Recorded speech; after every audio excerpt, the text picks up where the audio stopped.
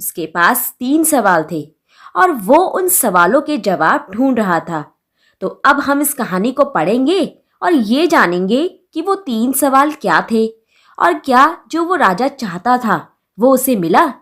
तो सबसे पहले हम इसके पार्ट 1 को पढ़ेंगे। एक दिन किसी राजा को अचानक से एक ख्याल आया कि वो कभी भी नहीं हारेगा अगर वो 3 चीजें जान जाएगा। तो ये 3 चीजें क्या थी? किसी भी चीज को शुरू करने का सही समय क्या है, उसे किस तरह की लोगों की बातें सुननी चाहिए और उसके लिए सबसे जरूरी काम कौन सा है जो उसे करना चाहिए। तो इसलिए राजा ने अपने मैसेंजर्स यानी कि दूत को अपने साम्राज्य में अलग अलग जगह भेज दिया और राजा ने ये घोषणा भी की कि वो वादा करता है कि जो कोई भी इन तीनों सवालों के जवाब देगा वो उसे बहुत सारा पैसा देगा। बहुत से बुद्धिमान आदमी राजा के पास आए, लेकिन सभी ने उसके सवालों के अलग अलग जवाब दिए। पहले सवाल के जवाब में तो सबसे पहला सवाल क्या था कि किसी भी चीज को शुरू करने का सही समय क्या है। तो इसके जवाब में कुछ लोगों ने कहा कि राजा को एक टाइम टेबल बना लेना चाहिए और उसे उस टाइम टेबल का पूरी सख्ती के साथ पालन भी करना चाहिए। और उन्होंने ये भी कहा कि सिर्फ इसी तरह से राजा अपनी सारी चीजों को सही समय पर कर सकता है। तो दूसरों ने कहा कि ये तो बिल्कुल असंभव है कि पहले से ये फैसला करना कि किसी भी चीज को शुरू करने का सही समय क्या होगा। और कुछ लोगों ने कहा कि राजा को उन सभी चीजों पर भी ध्यान देना चाहिए जो भी उसके आसपास चल रही है और उसे फालतू की बातों या मूर्खता भरे आनंद से भी दूर रहना चाहिए और उसे वही करना चाहिए जो उसे उस समय पर जरूरी लगे। और कुछ लोगों ने कहा कि राजा के पास एक पूरी सभा होनी चाहिए जिसमें सभी बुद्धिमान लोग होने चाहिए ताकि वो सही समय आने पर राजा को सलाह दे सके, क्योंकि एक अकेला इंसान सही समय पर सही फैसला नहीं कर सकता बिना किसी की मदद लिए। इसके जवाब में कुछ लोगों ने ये भी कहा कि कुछ चीजें ऐसी होती हैं जिंदगी में जिसे आपको खुद ही करनी पड़ती है और उस समय आप किसी के फैसले का इंतजार नहीं कर सकते और ना ही किसी सभा का इंतजार कर सकते हैं। उस समय जो भी आपको जरूरी लगता है वही आपको तुरंत करना पड़ता है। और किसी चीज का फैसला करने के लिए या किसी भी चीज को शुरू करने का सही समय क्या है, ये जानने के लिए इंसान को अपने भविष्य में देखना जरूरी है और ये चीज तो सिर्फ जादूगर ही कर सकता है। इसलिए जो राजा है उसे किसी जादूगर के पास ही जाना चाहिए। तो ये जो सारे जवाब थे वो राजा को उसके पहले सवाल के जवाब में मिले। अब दूसरे सवाल के जवाब में तो दूसरा सवाल क्या था कि उसे यानी कि राजा को किस तरह की लोगों की बातें सुननी चाहिए। तो इसके जवाब में कुछ लोगों ने कहा कि वो लोग जो राजा के लिए सबसे जरूरी है वो हैं उसके काउंसलर्स यानी कि सलाहकार या मंत्री। तो दूसरों ने कहा कि काउंसलर से ज्यादा जरूरी प्रीस्ट है यानी कि धर्मगुरु या पंडित, तो राजा को उनकी ही बातें सुननी चाहिए। तो दूसरे लोगों ने कहा कि जो डॉक्टर होते हैं यानी कि जो वैद्य होते हैं राजा को उनकी ही बातें सुननी चाहिए।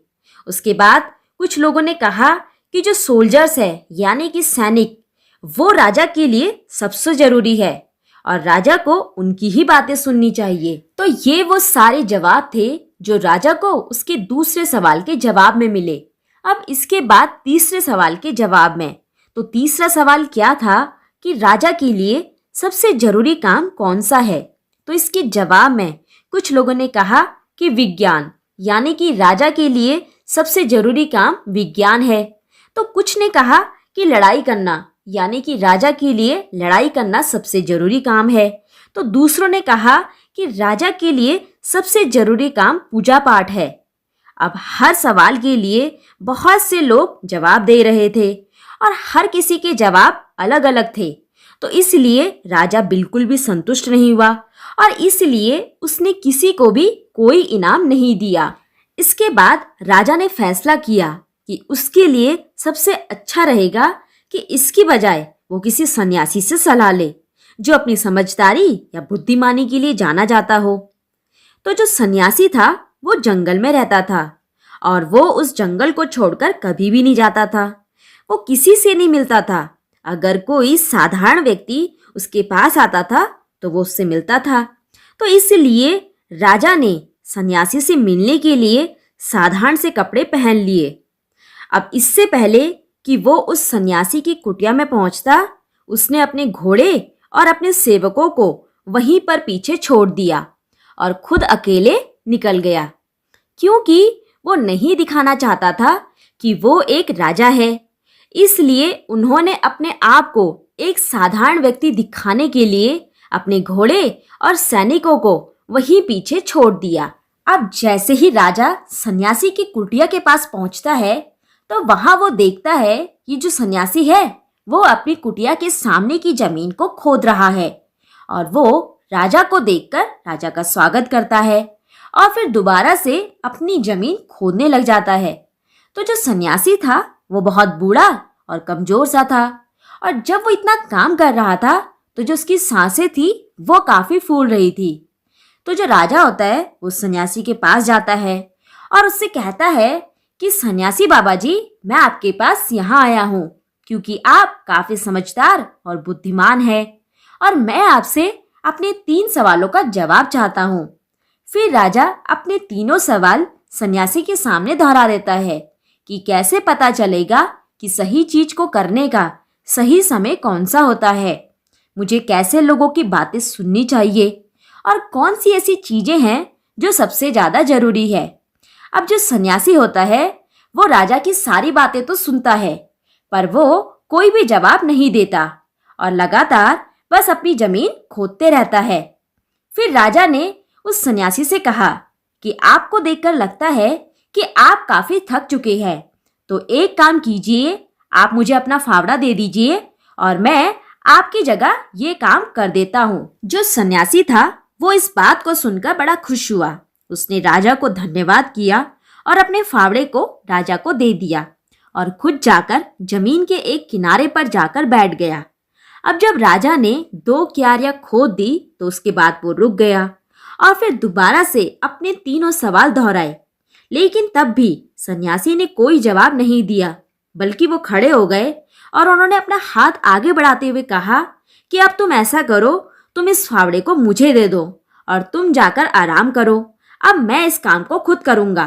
पर राजा ने उन्हें फावड़ा नहीं दिया और कहा कि नहीं नहीं, ये काम तो मैं ही करूंगा। और फिर राजा जो हैं वो दोबारा से पूरी जमीन को खोदने लग गए। 1 घंटा बीत गया, फिर उसके बाद दूसरा घंटा भी बीत गया और देखते देखते 3 घंटे बीत गए।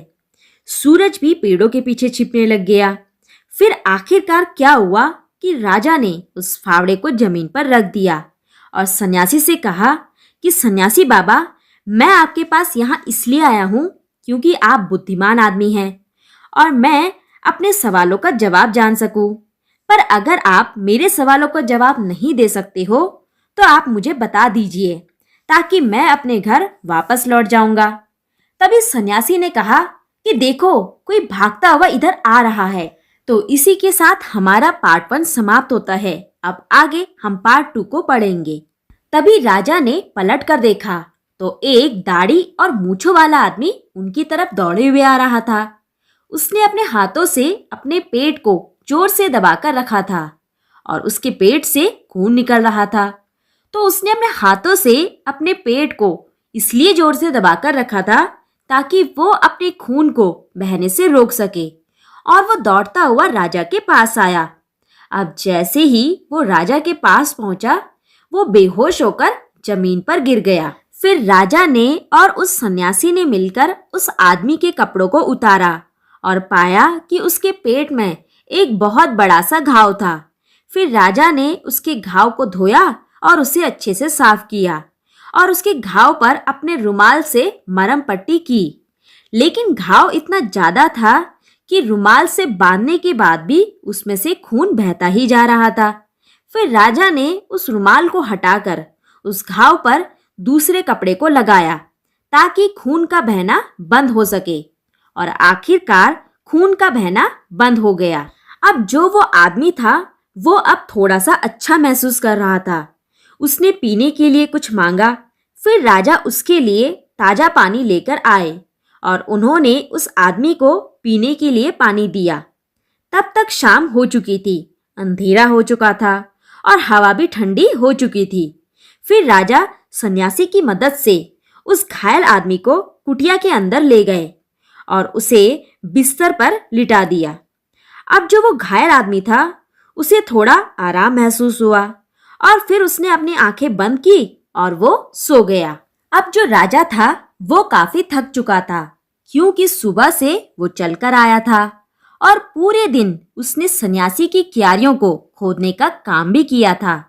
तो वो काफी थक गया था और इसीलिए वो जमीन पर ही सो गया और पूरी रात वहीं पर सोते रहा। जब वो सोकर उठा तो उससे कुछ मिनट पहले ही उसे ये याद आया कि वो कहाँ है और उसके बगल में जो दाढ़ी वाला आदमी लेटा है वो कौन है। तो जो वो दाढ़ी वाला आदमी था वो उठा और धीमी सी कमजोर सी आवाज में राजा से कहा कि मुझे माफ कर दो। लेकिन राजा ने उस आदमी से कहा कि मैं तो तुमको जानता भी नहीं हूं, तो मैं तुम्हें किस बात के लिए माफ करूं। तो उस आदमी ने कहा कि आप मुझे नहीं जानते हैं, पर मैं आपको जानता हूं और मैं आपका वो दुश्मन हूं जिसने आपसे बदला लेने के लिए कसम खाई थी, क्योंकि आपकी वजह से मेरा भाई मारा गया और आपने मेरी सारी प्रॉपर्टी यानी कि संपत्ति भी जब्त कर ली। और मुझे ये पता था कि आज इस सन्यासी से मिलने के लिए आप अकेले जाने वाले हैं, तो इसलिए मैं पूरी तैयारी के साथ अपने पूरे मन को तैयार करके आपको रास्ते में ही मारने आया था। लेकिन पूरा दिन बीत चुका था और आप वापस भी नहीं आए थे, तो इसलिए मैं जहां छुपा हुआ था वहां से बाहर आया। लेकिन उसी समय आपके बॉडीगार्ड यानी कि आपके अंगरक्षक से मेरा सामना हो गया, जिन्होंने मुझे पहचान लिया और मुझे घायल कर दिया। मैं उनसे बचकर भाग निकला, लेकिन अगर आपने मेरे घाव पर मरहम पट्टी नहीं किया होता तो शायद मैं मर चुका होता। मैं तो आपको मारना चाहता था, लेकिन आपने तो मेरी जान बचा दी। और अब अगर मैं जिंदा रहता हूँ तो मैं आपका सेवक बनकर आपकी सेवा करूंगा और अपने बेटों को भी आदेश दूंगा कि वो भी आपकी सेवा करे। मुझे माफ कर दीजिए। राजा इस बात को सुनकर बड़ा खुश हुआ, क्योंकि उसने अपने दुश्मन के साथ बहुत शांति से दुश्मनी खत्म कर दी और अपने उस दुश्मन को दोस्त के रूप में जीत लिया। राजा ने केवल उसे माफ ही नहीं किया, बल्कि अपने नौकरों को उसके साथ भेजा और एक डॉक्टर को या वैद्य को उसकी देखभाल करने के लिए भी भेजा। और राजा ने उस आदमी से वादा किया कि वो उसकी प्रॉपर्टी को यानी कि संपत्ति को भी उसे वापस कर देगा। अब राजा उस घायल आदमी को कुटिया में अकेला छोड़कर बाहर आया और उस सन्यासी को ढूंढने लगा, क्योंकि घर जाने से पहले उसकी इच्छा थी कि वो एक बार फिर से अपने सवालों का जवाब ढूंढने का प्रयास करे। तो वहां उसने देखा कि जो सन्यासी था वो अपने घुटनों पर बैठकर बीज डाल रहा था उन क्यारियों में जहां एक दिन पहले उसने खुदाई की थी। तो राजा सन्यासी के पास गया और उनसे कहा कि मैं आखिरी बार आपसे बात कर रहा हूं और आपसे अनुरोध करता हूं कि कृपया करके